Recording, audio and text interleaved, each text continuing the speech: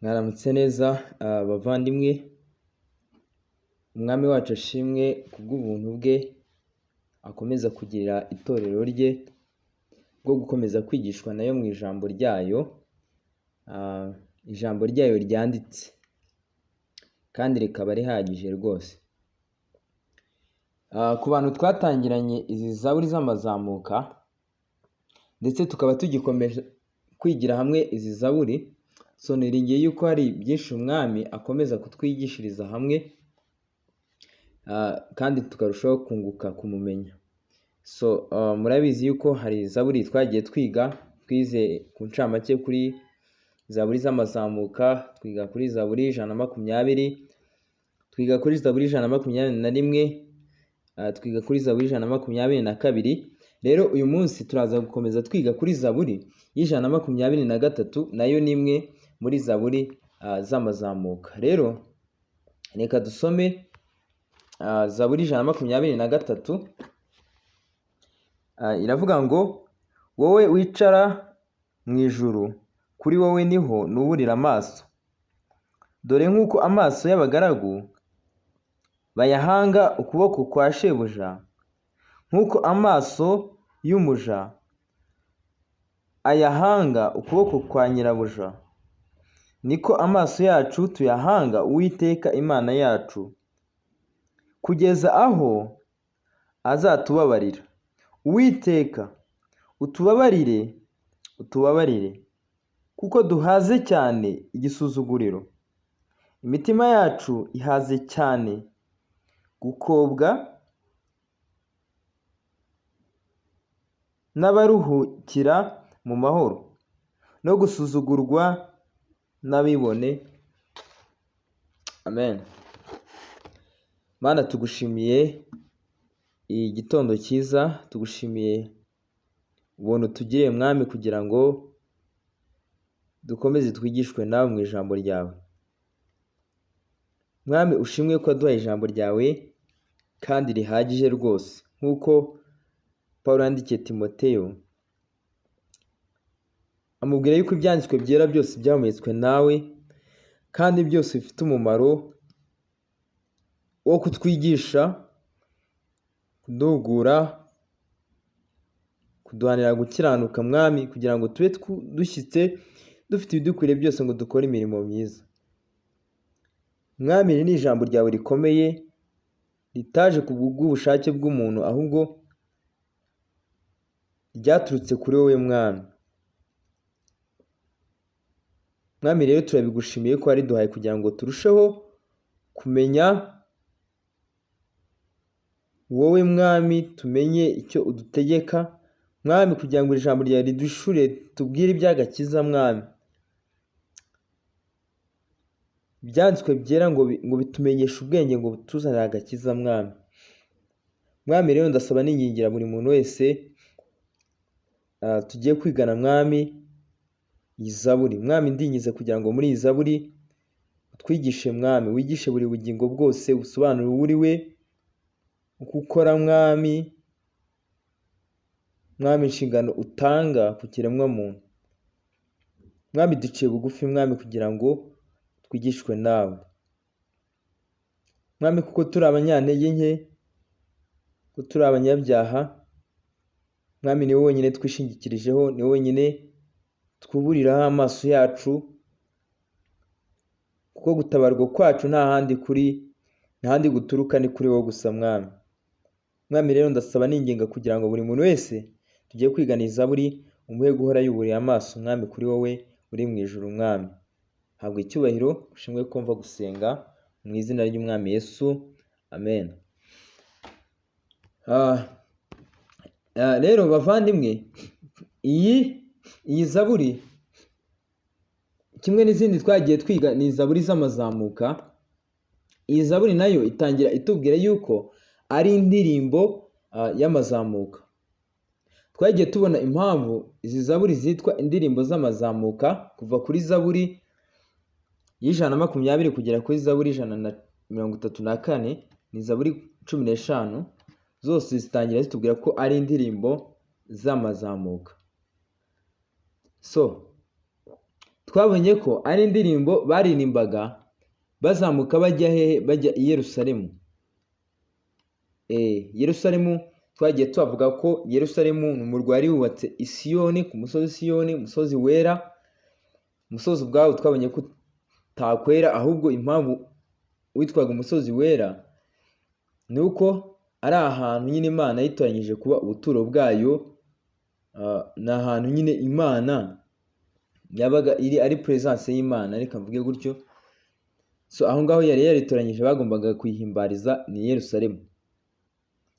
So twabonye ko kujyayo bajyagayo nyine buri mwaka. Hanyuma twabonye yuko kujyayo kwabo, urugendo babaga bafite rwo kujya Yerusalemu, rwabaga ari urugendo rugoye kandi rwabaga rurimo amakuba menshi. Ariko uko urugendo rwabaga biri kose, bajyagayo ntabwo barekaga kujyayo.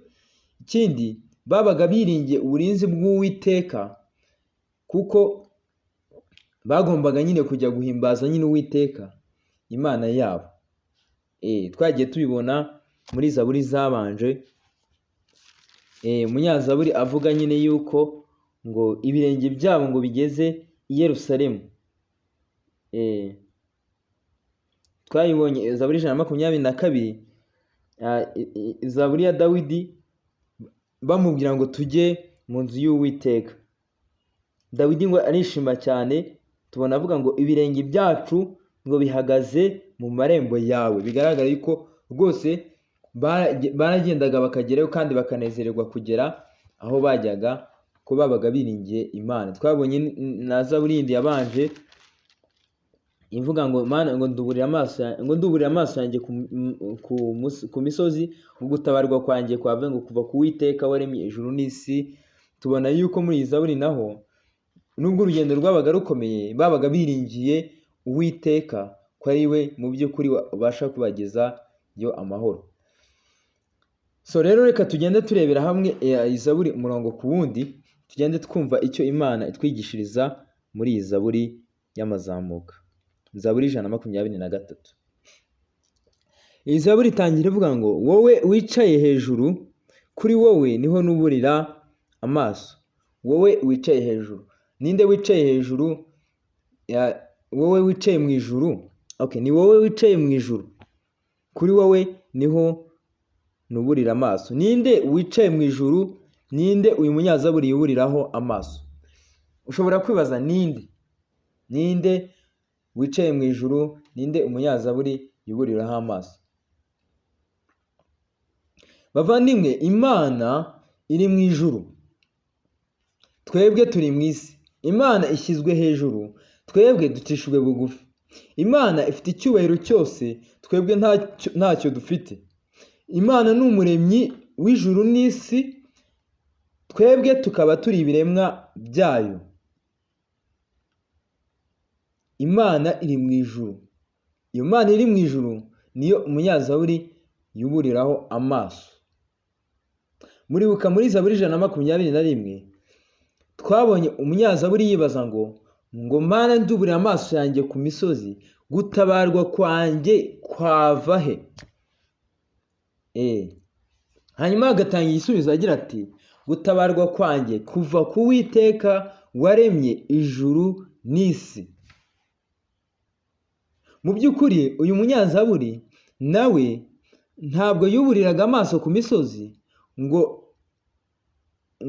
imisozi ari imutabara. Imisozi ubwayo ntabwo yamutabara, ahubwo Uwiteka we muremyi w'iyo misozi, we uri hejuru y'iyo misozi, niwe yuburiragaho amaso ategereje gutabarwa guturuka ku Uwiteka. Kuko igisubizo atanga kirabivuga ngo gutabarwa kwe guturuka ku Uwiteka. Ntabwo nyine ari imisozi imutabara, ahubwo Uwiteka waremye iyo misozi uri hejuru yayo ukomeye, niwe mutabazi. N'uyu munyazaburi nawe 123, nawe nanone arabihamya ati, nduburira amaso yanjye kuri wowe wicaye mu ijuru. Bavandimwe, twabonye ko iyo abantu benshi bageze mu gihe cy'amakuba, iyo bageze mu gihe gikomeye, abenshi bareba hirya no hino bahashakira ubutabazi. Twabonye yuko bamwe birebaho ubwabo, hari abumva ko bihagije ubwabo, wenda aravuga ati ndakomeye bihagije, ndi umunyambaraga bihagije, ndatunze ndatunganiwe. Nyine uwo muntu akirebaho, yakwirebaho akumva ubutabazi bwaturuka kuri we.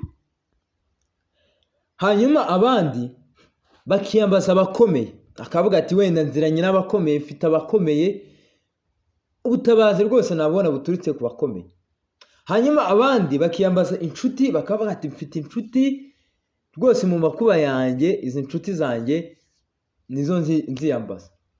Abandi bakiyambaza imiryango, bakavuga ati nturuka mu miryango ikomeye, rwose mu makuba yanjye iyi miryango rwose yabasha gukemura ibyo mbanyuramo byose. N'ahandi henshi abantu bagerageza kuburira amaso yabo, ariko usanga nyine abantu bameze batya akenshi bibagirwa Uwiteka. Abantu bareba hirya no hino, bakaba ariho bishingikiriza mu butabazi bwabo. Mu by'ukuri abo bantu akenshi usanga bibagiwe cyangwa se birengagije Uwiteka. Ariko uyu munyazaburi we, aho handi hose abantu benshi buburira amaso, we siho yuburiraga amaso ye, siho yabonaga akwiriye kuyuburira bwa mbere ngo arebe ariho igisubizo cye cyaturuka, ahubwo we yayuburiraga ku Uwiteka, kubera ko yari azi neza yuko Uwiteka aruta abo bandi bose watekereza, kubera ko azi ko gutabarwa kwe guturuka ku Uwiteka, ariko gutabarwa gukomeye, kubera yuko yari azi yuko Uwiteka ashobora byose, kubera yuko yari azi yuko Uwiteka ari umugenga w'ibintu byose, ibigaragara ndetse n'ibitagaragara, ari we ufite ububasha kuri byo, ari we ufite control over them. Kubera yuko azi yuko Uwiteka ari we muremyi wa byose, kuko Uwiteka ari we muremyi wa byose, rero ni nawe ufite ububasha kuri byose. Umuvandimwe witwa Spurgeon wabayeho kera yaravuze ngo there is a little down here that is worthy looking at, but there is everything for our comfort when we look up. Reka mbisobanure. Yaravuze ngo hano ku isi hari bito byo kurebwaho, ariko hari byose biduhumuriza iyo turebye hejuru. Ibi hano ibi turebeje amaso bigaragara, mu by'ukuri ni bito cyane byo kurebwaho, byo kwishingikirizaho, byo gushakiramo ubutabazi. Ariko ngo iyo turebye hejuru, ngo hari byose biduhumuriza. Hejuru yavugaga niyo twuburiye amaso tukayubura, tukareba ku mwami, tugategereza umwami. Ku mwami rero niho haturuka byose biduhumuriza. Rero uyu munyazaburi we ntabwo yarebye kuri ibyo bito bindi twagiye tuvuga byo hasi by'imiryango, inshuti, wowe, utunzi, ibindi byose umuntu wishingikiriza atekereza yuko mu by'ukuri byamurengera mu makuba ye, ahubwo we yubuye amaso ye areba ku Uwiteka wicaye mu ijuru. Hanyuma noneho ku Uwiteka niho haturuka byose bihumuriza umuntu mu makuba. Munyaza aravuga ati kuri wowe uri mu ijuru, Uwiteka uri mu ijuru, kuri wowe niho nuburira amaso. Ku murongo wa kabiri rero, ku murongo wa kabiri aravuga ngo dore nk'uko ngo amaso y'abagaragu bayahanga ukuboko kwa shebuja, nk'uko amaso y'umuja ayahanga ukuboko kwa nyirabuja, niko amaso yacu tuyahanga Uwiteka Imana yacu kugeza aho izadutabarira.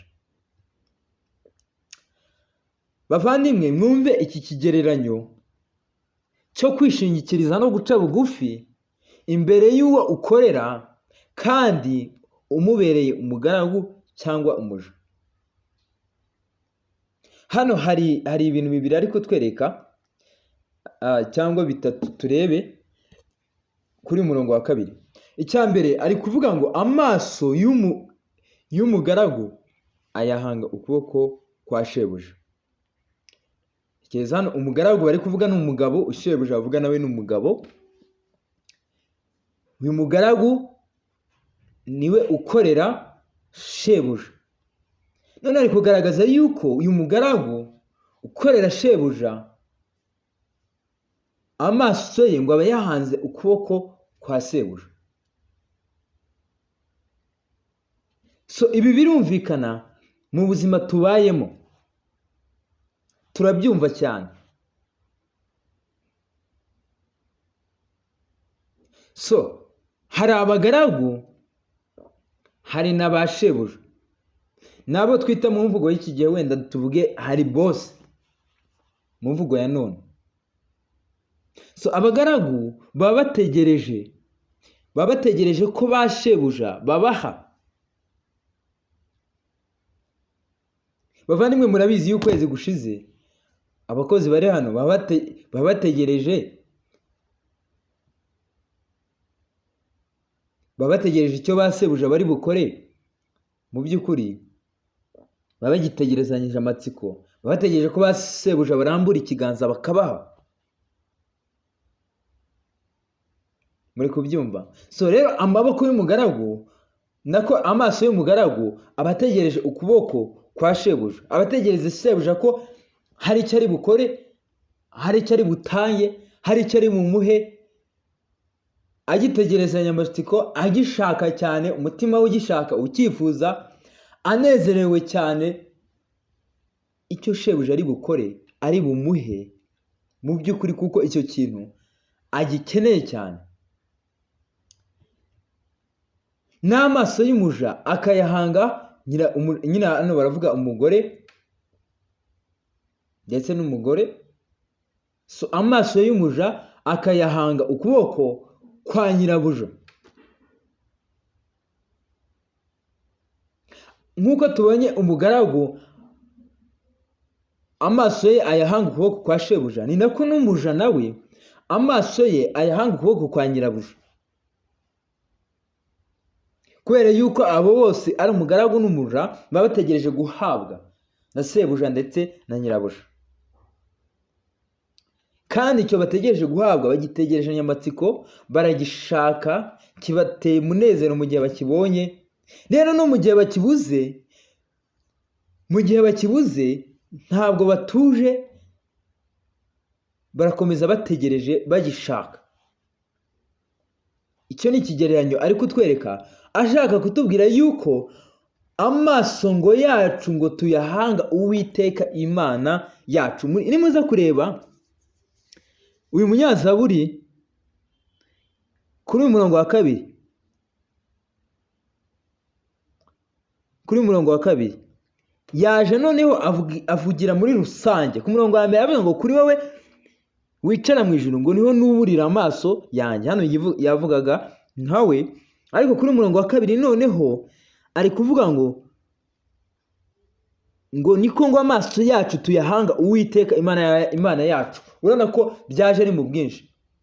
Ntabwo hano batubwiye neza niba ari Abisiraheli cyangwa ari abantu runaka, wenda ari kuvuga muri rusange, ari kuvugira muri rusange, ariko baba ari Abisiraheli cyangwa abandi bantu runaka ari kuvugira muri rusange. Ariko twumve yuko ari kuvuga yuko ngo amaso yabo muri rusange, baba ari Abisiraheli, ngo bayuburira ku Uwiteka, bayahanga Uwiteka, bayahanga ukuboko k'Uwiteka Imana yabo. Uwiteka Imana yabo. Biragaragara yuko aba bantu bafite Uwiteka nk'Imana yabo. Uwiteka niwe Mana yabo. Aba ntabwo ari abantu bategereje ibindi bigirwamana, ahubwo bategereje Uwiteka. Uwiteka ngo niwe Mana yabo. So rero twebwe turi abagaragu n'abaja b'Uwiteka. Amaso yacu dukwiriye kuyahanga ukuboko kwe gusa, kubera ko ukuboko k'Uwiteka niko kurimo byose, byose dukeneye, byose bitunezeza, byose twishimira, byose biduhumuriza. Mu yandi magambo, byose dukeneye, nta handi dukeneye kureba uretse ku Uwiteka. Uwiteka we afite uburyo butandukanye ashobora kubitugezaho, ariko mu by'ukuri icyo tubona cyose tugihabwa giturutse ku Uwiteka.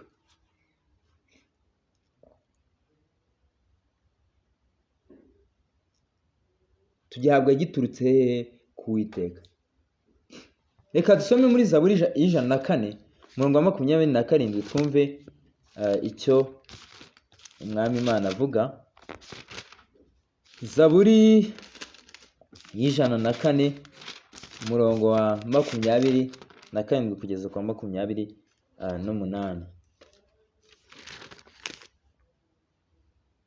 Haravuga ngo ibyo byose bigutegerereza kugira ngo ubigaburire ibyo kurya byabyo igihe cyabyo. Biyora ibyo ubihaye, pfumbatura igipfunsi cyawe bigahaga ibyiza.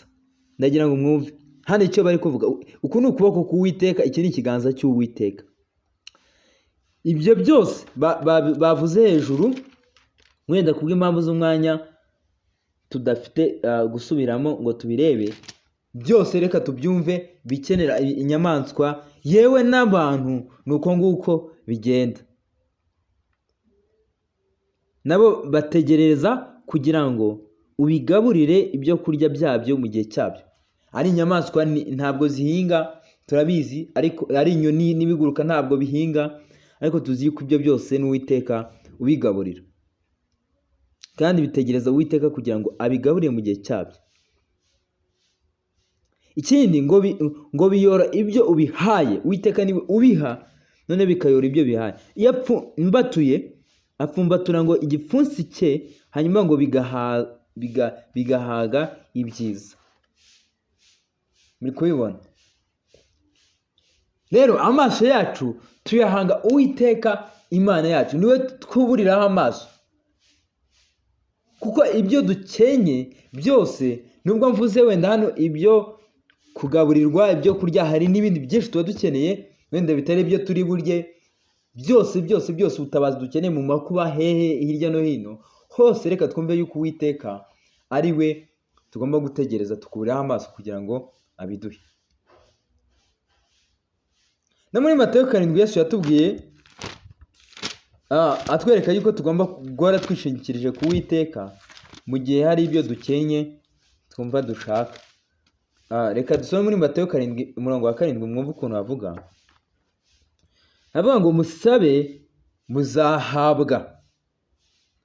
Dusaba Uwiteka, hanyuma havuga ngo musaba Uwiteka muzahabwa, mushake muzabona. Hari ugusaba ukanashaka rwose ngo muzabona.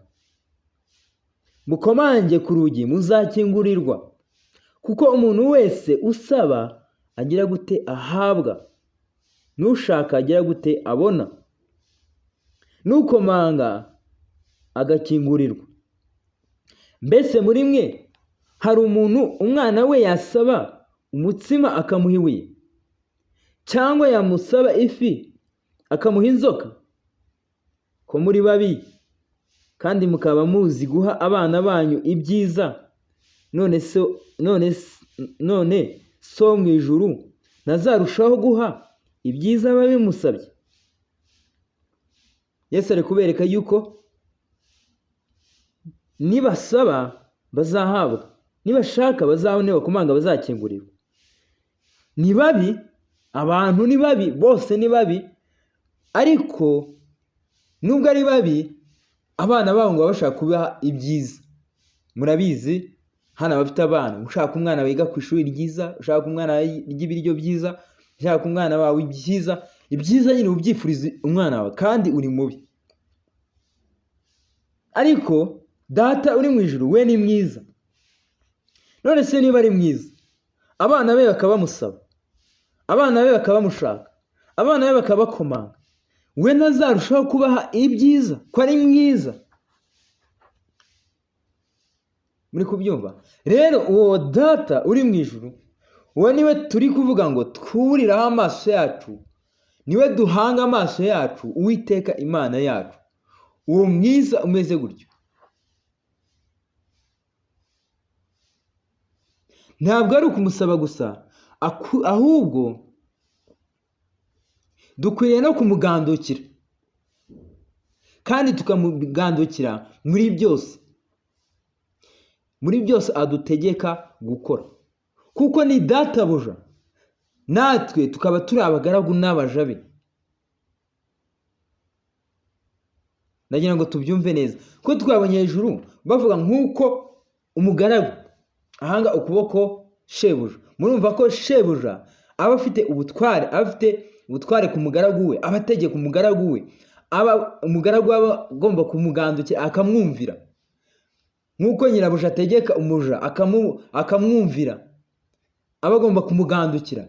Uko ni nako natwe Uwiteka Imana yacu dukwiriye kuyigandukira, dukwiriye kuyumvira, kandi muri byose harimo kuyisaba, harimo gutegereza icyo uri bukore, harimo guhanga amaso ukuboko k'Uwiteka Imana yacu, ariko nanone harimo no kuyumvira, kuko Imana yacu ariyo igomba kutugenga ikanadutegeka. Rero uyu databuja ntabwo ameze nk'abandi bo mu isi. We afite imbabazi nyinshi, afite kwihangana kwinshi, afite urukundo rwinshi, afite n'impuhwe, yewe ni mwiza nyine koko. Rero uyu nguyu umeze utya niwe databuja, niwe dusaba, niwe tujya imbere, niwe duhanga amaso, niwe tubwira bya bindi nyine bituremereye mu makuba yacu. Uwo nguwo rero niwe umunyazaburi avuga ati, nuburira amaso yanjye kuri wowe wicara mu ijuru. Ikindi akavuga ngo kugeza aho uzababarira, kugeza aho uzatubabarira. Ndagira ngo mwumve uyu munyazaburi ukuntu ari kuvuga. We ngo amaso ye ngo azayuburira ku Uwiteka, akomeza ategereze icyo Uwiteka kuri bukore, kugezaho ngo Uwiteka ngo azatubabarira. Urumva ni muri rusange, ni kugezaho Uwiteka azatubabarira. Bavandimwe, akenshi iyo dusaba Uwiteka turarambirwa, twebwe turambirwa vuba, tugacika intege vuba. Ariko umwami Yesu yatwigishije ko dukwiye guhora dusaba Uwiteka tutarambirwa, dukwiye guhora dusenga tutarambirwa. Kuko uyu munyazaburi, murabona iyi ndirimbo ye uburyo ari kugaragaza kutarambirwa, ari kugaragaza guhora hanze amaso ye ukuboko k'Uwiteka, ngo kugezaho Uwiteka ngo azatubabarira, kugezaho ngo azatubabarira. Hano harimo kwihangana kw'igihe kirekire, kugezaho Uwiteka azatubabarira. Umunyazaburi icyo ari kuvuga ngo sinzarekera, ahubwo nzakomeza nsabe, nzakomeza amaso yanjye abe ku Uwiteka kugeza aho Uwiteka azatubabarira. Wenda yatubabarira uyu munsi, wenda yatubabarira ejo, wenda yatubabarira nyuma y'umwaka, wenda yatubabarira nyuma y'imyaka 5, wenda yatubabarira nyuma y'imyaka 10, wenda yatubabarira nyuma y'imyaka y'ingi, yewe ubuzima bwacu bwose bugahora buhanze amaso icyo Uwiteka ari bukore. Bavandimwe, mu makuba yawe yose, makuba yacu yose, ntabwo ukwiye kurambirwa. Ni mu burwayi se bwawe, ni mu bukene bwawe, ni mu karengane kawe, ni mu ntambara z'ubwoko butandukanye, zose ntabwo ukwiye kurambirwa, ahubwo ukwiye guhora usenga Uwiteka.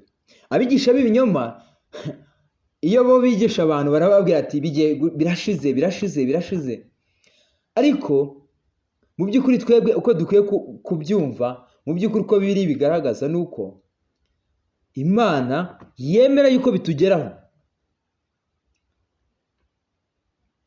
kandi rwose mu gihe cyayo nyine niko ibyemera ko bigomba kugenda. Niko bigomba kugenda. Imana niba ari mu burwayi bwawe ibasha kugukiza, ariko ibasha no kureka ubwo burwayi ukabumarana igihe bitewe n'icyo ishaka kwigishirizaho. Niba ari ubukene nabwo nuko yemera ko bukugeraho bitewe n'icyo ishaka kwigishirizaho. Niba hari n'andi makuba atandukanye n'intambara zitandukanye, Imana yemera ko bikugeraho bitewe n'icyo ishaka kukwigishirizaho. Niba uri mu bo ikunda koko, ba bandi bayizeye tubona mu Waroma 8 avuga ngo kubakunda Imana byose bifatanyiriza hamwe kutuzanira ibyiza. Byose bifatanyiriza hamwe kutuzanira ibyiza. Rero muri ibyo byose n'igihe cyose byamara rwose harimo gutegereza, ugategereza kugeza igihe Uwiteka azakora icyo ashaka. Ntabwo ugomba kureka ngo giving up urekere mu isengesho, ahubwo ukwiye guhora usenga. Rero abantu barambirwa bati ko namaze imyaka myinshi nsaba, ko maze igihe, nyine abantu bakitotomba, kandi twagiye tubona ukuntu kwitotomba nacyo ari icyaha. Abantu nyine ugasanga tubayeho ubuzima bwo kwitotomba. Kwitotomba kenshi bigaragaza kutihangana nyine. Kutanyurwa. Yobu we ibyago bimaze kumugeraho, Yobu nawe ngo yabanze gushimira imyenda, yarangije aravuga ati ariko Uwiteka ashimwe kuko ari we wabimpaye kandi akaba ari we ubisubiranye. Naje nambaye ubusa n'ubundi nzasubira mu ndahisi ntacyo nambaye.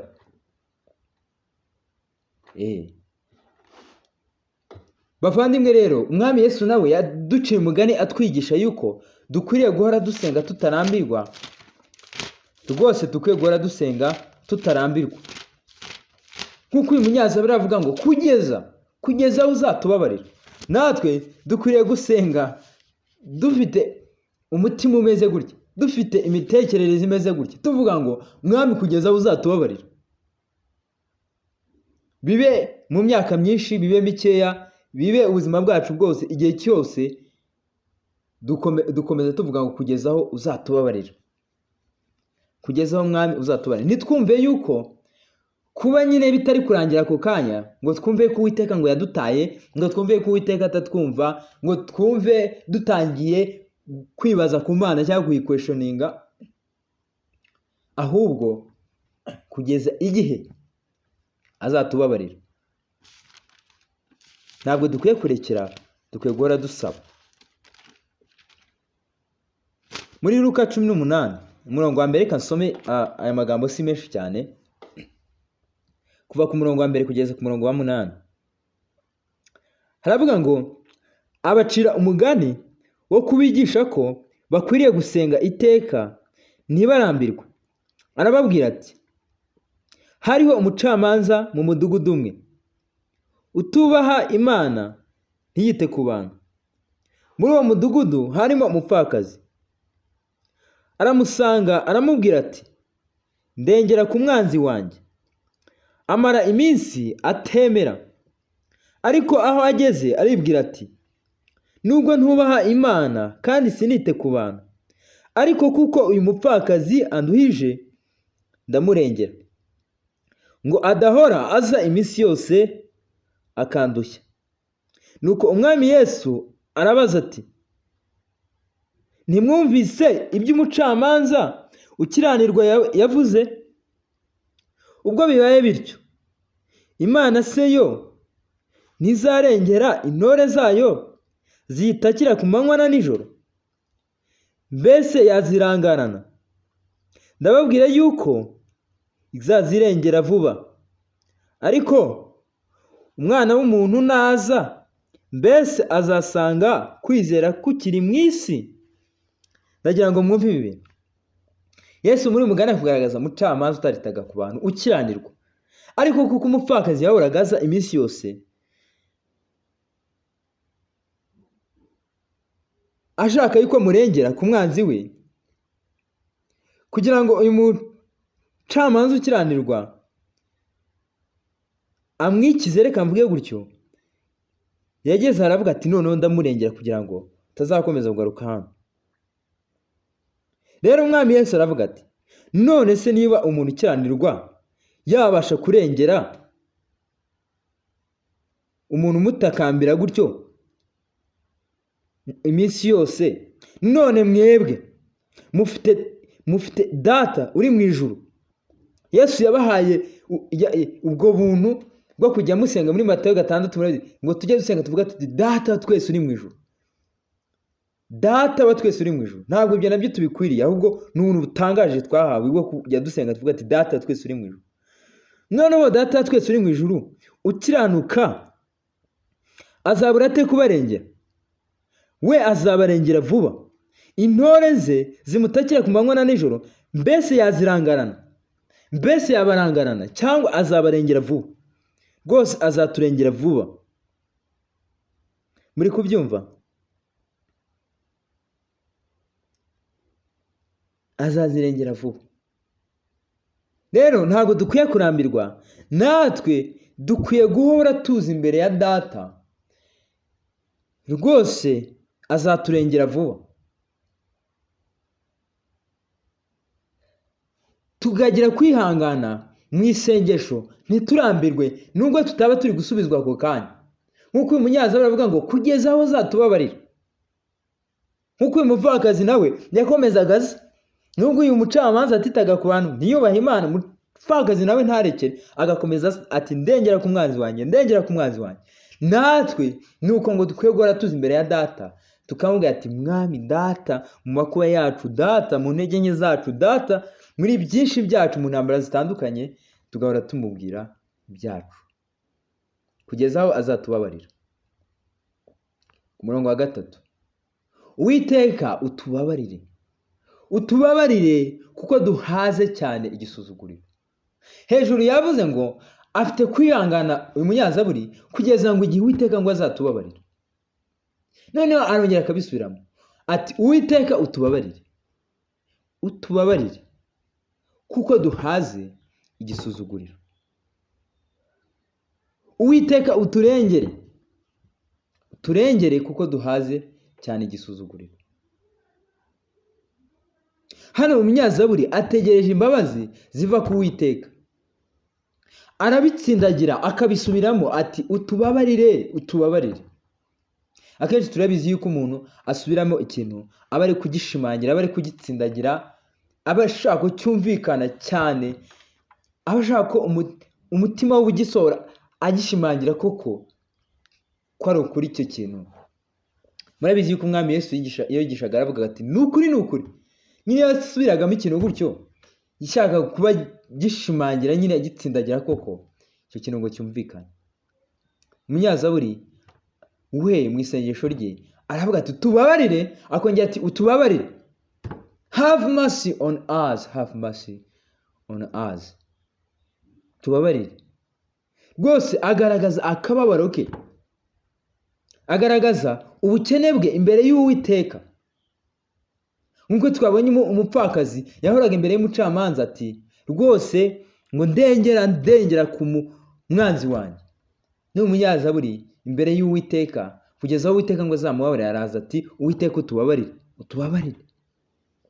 Imbere y'Uwiteka agaragaza ubukene bwe imbere y'Uwiteka. Ubukene ndi kuvuga agaragaza ubukene. Iyo tuvuze ubukene abenshi nuko bumva amafaranga gusa, ariko icyo ukeneye cyose, ukeneye aho ukeneye ubufasha hose, buri wuri umukene waho ngaho. Agaragaza ubukene bwe imbere y'Uwiteka. Rero twabonye yuko Imana Uwiteka ashobora kudusubiza yego, ariko ashobora no kudusubiza oya, cyangwa se akaba duhaye igihe cyo gutegereza. Muri ibyo byose, cyaba ari igihe adusubije yego cyangwa se yego cyangwa duhaye gutegereza, muri ibyo byose dukwiriye gukomeza gusenga.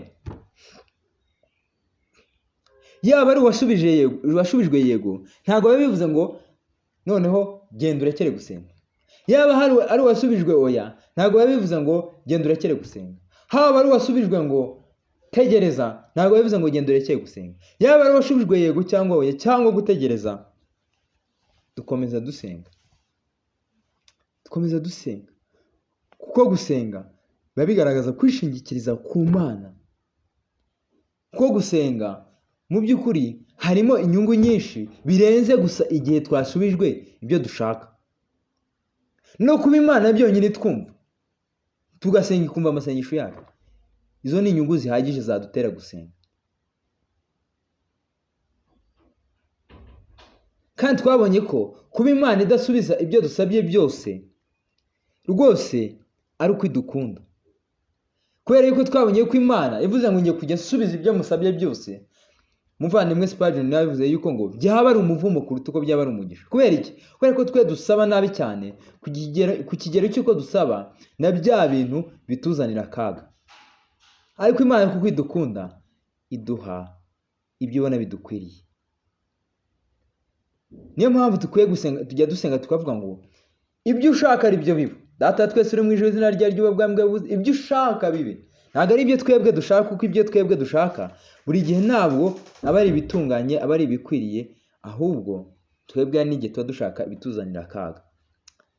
Rero dusenge ubudasiba, nk'uko Pawulo yabyandikiye Abitesalonike ibice 5:7 kugeza 8, ababwira ngo mwishime iteka, musenge ubudasiba mu bibaho byose, in all circumstances, mu ntege nke, mu burwayi, mu bukene, mu nza, byose mu munezero. In all, izo ni circumstances zitandukanye. Rero in all those circumstances, muri ibyo byose bibaho, biravuga ngo mwishime iteka, musenge ubudasiba, musenge ubudasiba. Ku murongo wa 4 ngo imitima yacu ihagaze cyane, imitima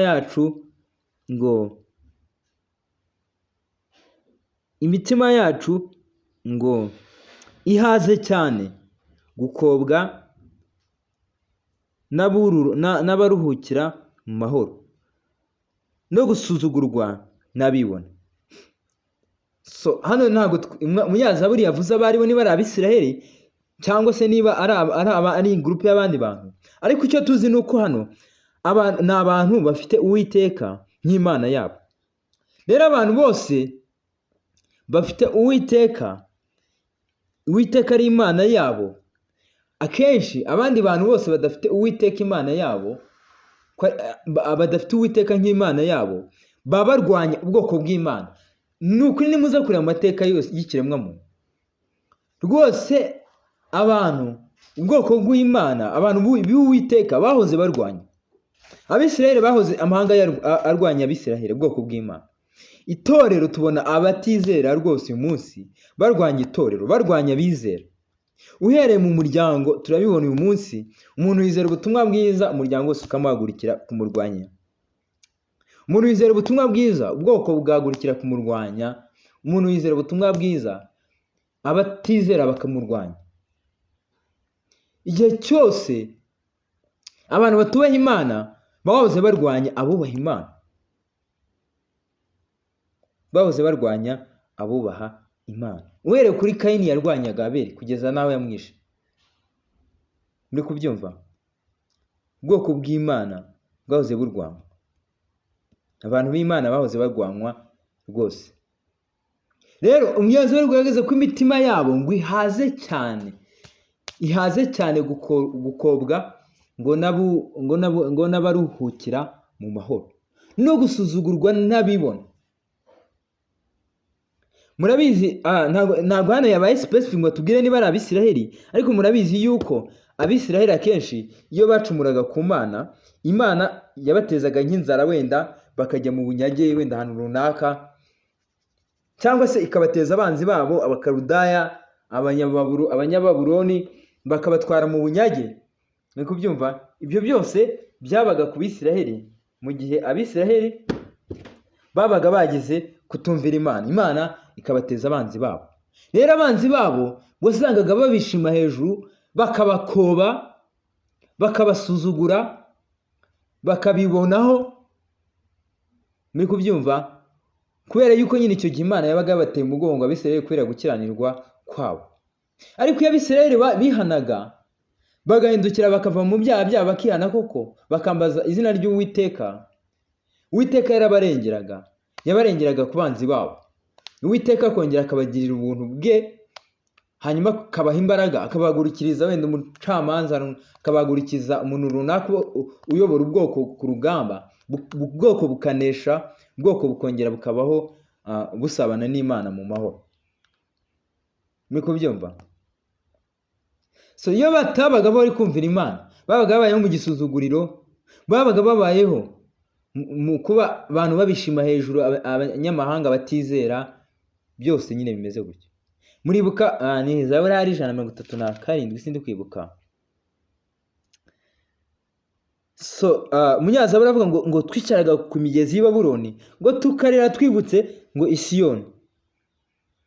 Noneho kuko ngo ab'i Siyoni ngo barababwiraga ngo babarimbire babishima hejuru, bababwira ngo baririmbire indirimbo z'i Siyoni, nabo bakavuga bati ngo twaririmbira dute Uwiteka indirimbo z'i Siyoni turi mu mahanga. Muri kumva? Hari ukuntu babaga babishima hejuru, ukuntu babaga babakoba, ukuntu babaga babasuzugura.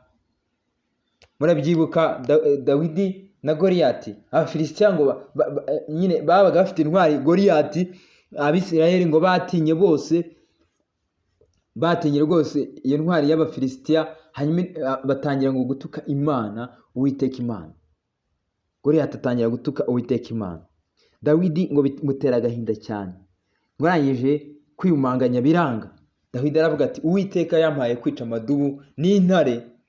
Ajya imbere y'umwami Sawuli aramubwira ati Uwiteka yampaye kwica ibyo byose, ni gute yabura kungabiza uyu Mufilisitiya utarakebwe? Dawidi rero aragenda yica Goliyati. Rwose Dawidi hari amagambo akomeye yavuze, aravuga ngo uyu munsi amahanga aramenya yuko muri Isirayeli hari Imana. Umunyazaburi ari gusenga avuga ati Mwami, kugeza aho uzatubabarira, utubabarire, kubera yuko duhaze igisuzuguriro, duhaze gukobwa, duhaze ubwibone, abibone, abishyira hejuru, abatwishima hejuru, turabihaze rwose, gusuzugurwa n'abibone. Uwiteka niwe wenyine wabasha kubarengera. Bavandimwe, iri sengesho ntabwo ari isengesho rirerire mu by'ukuri nk'uko twagiye turibona. Ni isengesho rigufi cyane, niba ariko twabivuga. Ariko nuvuga ngo ni rigufi, nuko ndi kuvuga ko ari amagambo atari menshi cyane, ariko uko riri kose rirahagije.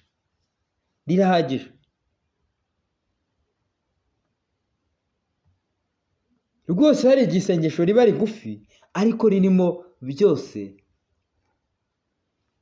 wagakeneye gusenga. Nyine mu gihe dusohoyemo, cyane cyane nk'igihe turi muri context ya hano iwacu, abantu benshi nyine naho twakuriye tuzi yuko gusenga ari ukuvuga amagambo n'inzovu, mu by'ukuri ukavuga namwe aterekeranye, nawe ukaba utazi n'ibyo uri kuvuga. Bamwe bakabisenga ngo mu ndimi badashobora no kumva. Ni kubyumva? Tukumva yuko ibyo ngibyo, ntabwo ndi kuvuga ko gusenga igihe kirekire ari bibi, ariko hari igihe usenga igihe kirekire ari iby'ubusa, biba birutwa nuko wavuga amagambo make, ariko uri gusobanura ibyo uvuga, umutima wawe ari byo uriho. Ni kubyumva? Ari byo ushaka ubwira Imana, naho kugira ngo umare igihe kinini mu by'ukuri uvuga amagambo y'ubusa, y'imfabusa. Nk'uko indyarya z'Abafarisayo ngo zabigenzaga, ngo zavuga amagambo menshi, ngo zitekereza yuko aribwo ziri bwumvirwe.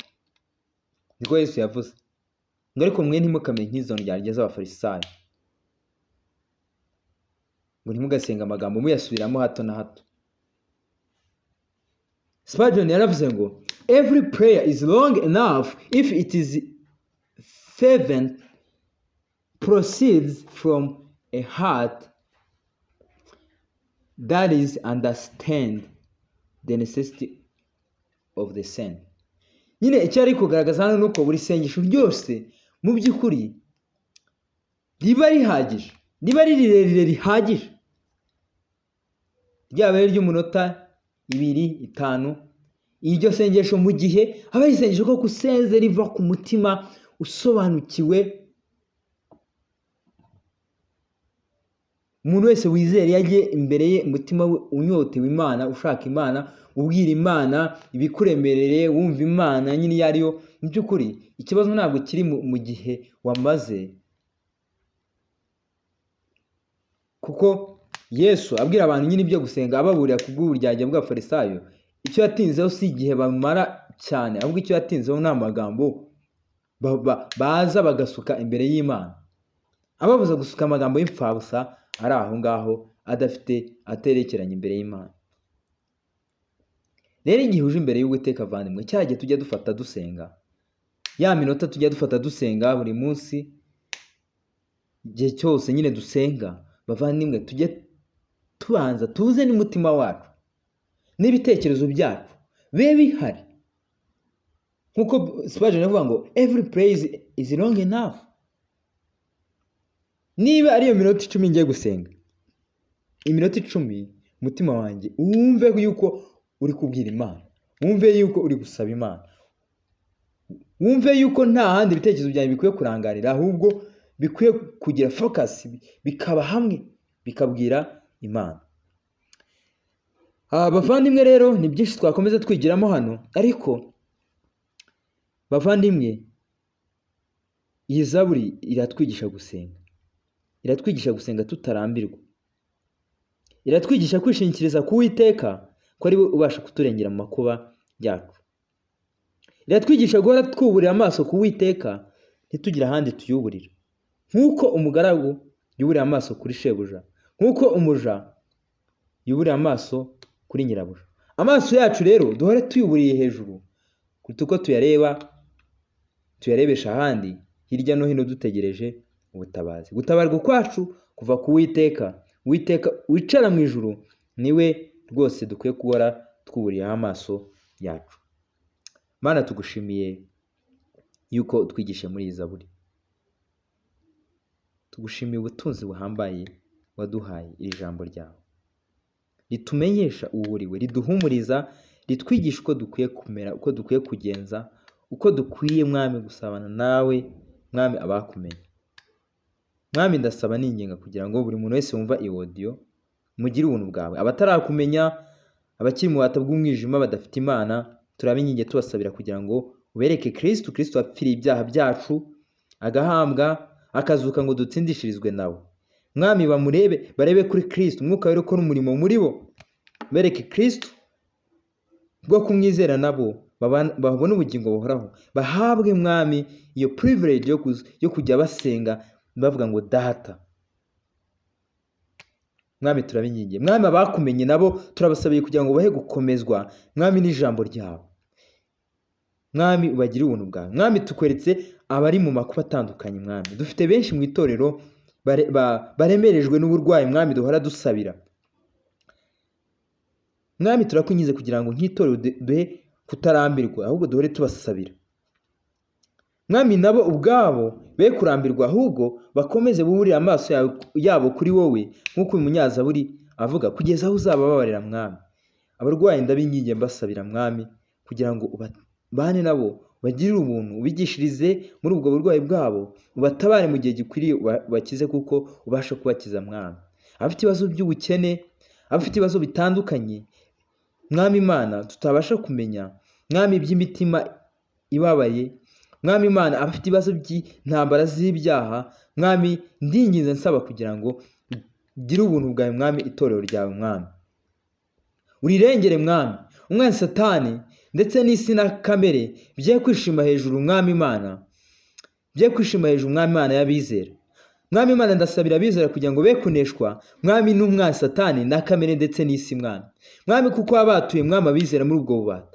Ndabingingiye Mwami kugira ngo ubahe kunesha Mwami, Kristo kuko wanesheje ubahe kunesha Mwami. Mwami Imana, ningingiye abizera, ningingiye itorero ryawe kugira ngo urebe gukomeza kuba maso Mwami, ribe maso ku munsi ku wundi kugira ngo ribashe kurwana. Mwami, uduhe gukomeza kuba twambaye intwaro zawe zose Mwami, kugira ngo tutabasha gutsindwa, kugira ngo tudatsindwa n'uburiganya bwa Satani. Mwami, uduhe gukomeza kuba mu ijambo ryawe Mwami, umunsi ku wundi Mwami, ngo ni inkota Mwami, ni inkota turwanisha Mwami. Uduhe gukomeza kuba turi mu isengesho Mwami Imana, uduhe gukomeza kuba mwami Imana hamwe, dusengera hamwe, twingingira hamwe mwami, twingingira abavandimwe, twingingira mwami abarimbuka mwami twinginga dusaba, duhora dusaba mwami, kugeza aho uzatubabarira mwami uturinde kurambirwa, turingize mwami kugira ngo tuneshereze isi mwami, igenda dushyira imbere byinshi mwami Imana bidushuka mwami Imana, ndingize kugira ngo uyu mwanzi witwa isi uduhe kumunesha mwami, uduhe kumunesha rwose mwami, umwanzi witwa kamere ushaka ko dukora ibibi, ushaka ko dukora mwami ibihabanye no gushaka kwawe mwami Imana, ibiva muri kamere ni bibi mwami, imirimo ya kamere ni mibi ko tubibona mu byanditswe byera mwami, uduhe kumvira mwuka wera kugira ngo tubashe kunesha ibyo byose mwami ningingiye kwezwa ku itorero ryawe mwami, itorero ryawe rihe kwezwa mwami, itorero ryawe uryiteho mu buryo bwose mwami, bwaba ari uburyo buri spiritual mwami, ndasabira itorero ryawe gukura mwami, ribe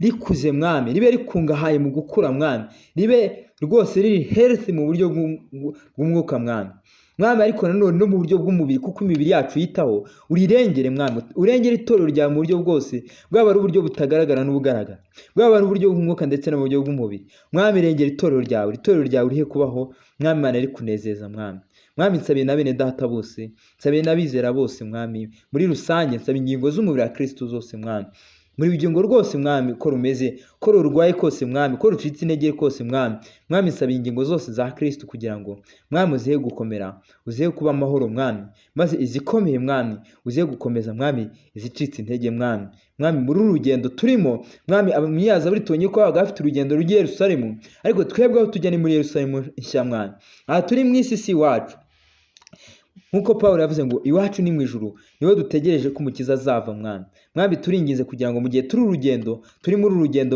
rwo muri iyi si mwami ujye uhora utwibutsa yuko turi abakristo mwami, kandi tuzahora turi bo mwami kugeza gupfa kwacu mwami. Reka mwami Imana twe kwiyandurisha ibyo byina mu isi mwami, ahubwo duhore mwami Imana dushaka kwera kuva kuri wowe mwami, ndakwingize mwami, kuko waduhamagaye uri uwera mwami, natwe ariko tuba abera mwami. Ndingize mwami kugira ngo muri uru rugendo uduhe imbaraga, nk'uko ari wowe mwami wabashaga kuyobora ubu bwoko bwawe ukabugeza iyo amahoro muri uru rugendo mwami, kuko babaga bishingikirije kuri wowe, reka natwe uduhe guhora twishingikize kuri wowe kugira ngo urugendo tuzarusohoze amahoro mwami, tutagufite ntaho twabasha kugera mwami, abanzi bacu n'amakuba atandukanye muri uru rugendo ntitwabasha kubinesha, ariko kuko tugufite nk'umurengezi mwami ngo uzarengera intore zawe vuba mwami, ntabwo tugomba gutsindwa, ahubwo reka uduhe guhora dusenga, uduhe guhora ku mavi yacu mwami, twinginga mwami, reka mwami nk'uko ijambo ryawe ritubwira ngo dusenge udasiba umunsi ku wundi mwami, duhore dusaba nk'uko mwami ijambo ryawe ryatubwiye ngo imitima yacu ijye ihora iri imbere y'Uwiteka, reka mu gihe dusenga mwami twumve yuko turi gusenga wowe wumva mwami, wowe utwumva mwami, wowe uri hejuru ya byose, wowe mwami Imana mugenga wa byose mwami. Ni byinshi twasaba, ariko tuzi yuko mwami wowe mwami Imana ibitubereye byiza ubizi, reka ibyo ushaka mwami ari byo biba ku itorero ryawe. Urakoze, amen.